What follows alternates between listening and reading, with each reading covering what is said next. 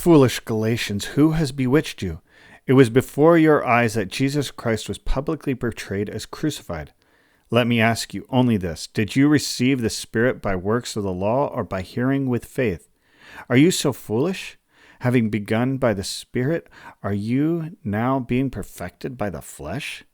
Did you suffer so many things in vain, if indeed it was in vain? Does he who supplies the Spirit to you and works miracles among you do so by works of the law or by hearing with faith, just as Abraham believed God and it was counted to him as righteousness? Know then that it is those of faith who are sons of Abraham.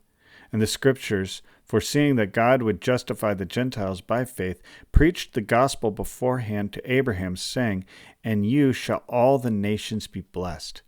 So then, those who are of faith are blessed along with Abraham, the man of faith. For all who rely on the works of the law are under a curse. For it is written, "Cursed be everyone who does not abide by all things written in the book of the law and do them." Now it is evident that no one is justified before God by the law, for the righteous shall live by faith. But the law is not of faith. Rather, the one who does them shall live by them.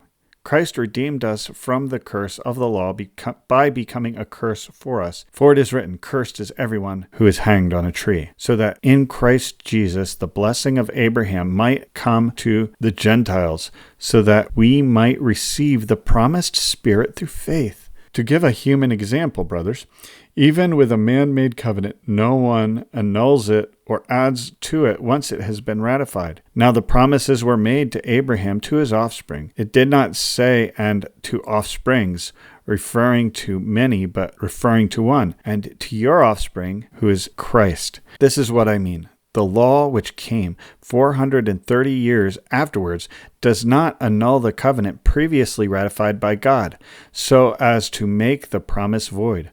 For if the inheritance comes by the law, it no longer comes by the promise, but God gave it to Abraham by a promise. Why then the law? Was it added because of transgressions, until the offspring should come to whom the promise had been made? And it was put in place through the angels by an intermediary. Now the intermediary implies more than one, but God is one.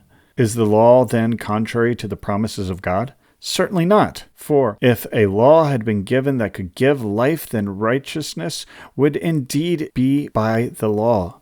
But the Scriptures imprisoned everyone under sin, so that the promise by faith in Jesus Christ might be given to those who believe. Now, before faith came, we were held captive under the law, imprisoned until the coming faith would be revealed. So then, the law was our guardian until Christ came, in order that we might be justified by faith. But now that faith has come, we are no longer under a guardian. For in Christ Jesus, you are all sons of God through faith.